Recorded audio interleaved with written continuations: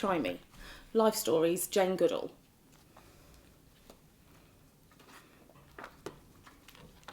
Chapter 1. The Early Years. Jane was born on the 3rd of April 1934 in London. For the first year of her life, she and her family lived there on the second floor of a small brick two-bedroom townhouse. The ground floor, which had once been a stable, was the perfect place for her father's garage. Jane's father, Mortimer, worked as an engineer for a company that was laying telephone cables throughout England. Mortimer's favourite part of the job was getting to travel. This meant he could drive the company van. Mortimer's mother had taught him how to drive when he was 14, and after that, driving had become a passion. He was determined to become a racing car driver.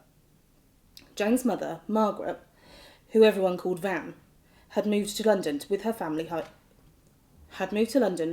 home in the English seaside town of Bournemouth. Though Van found work as a secretary, she loved to write and actually wanted to be an author. Van and Mortimer met each other in London, and then in 1932 they got married. At first, their life together was a whirl of action, and they travelled around Europe following the racing circuit. That focus didn't change, at least for Mortimer, after Jane was born. He was absent more than he was not. However, Mortimer was there for his daughter's first birthday, and the present he gave her had a lasting effect on her life. In search of a soft, cuddly toy for Jane, he found a stuffed toy chimpanzee.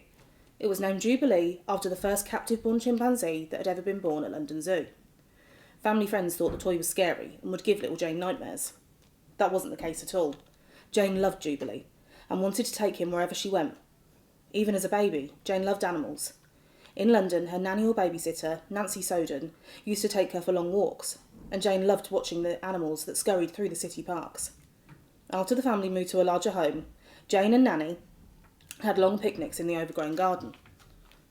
Jane loved all the flowers, birds and insects that lived in the garden, but earthworms were her favourite. She loved them so much that she took a few to bed with her one night and hid them under her pillow.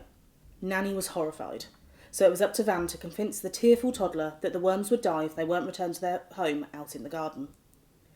On Jane's 4th birthday, she got an unwelcome surprise when her new baby sister, Judith Daphne, was born. For a while, Jane's safe little world was turned upside down. She was jealous because the new baby was getting all of the family's attention. There were even bigger changes in store. For Jane and her family, though.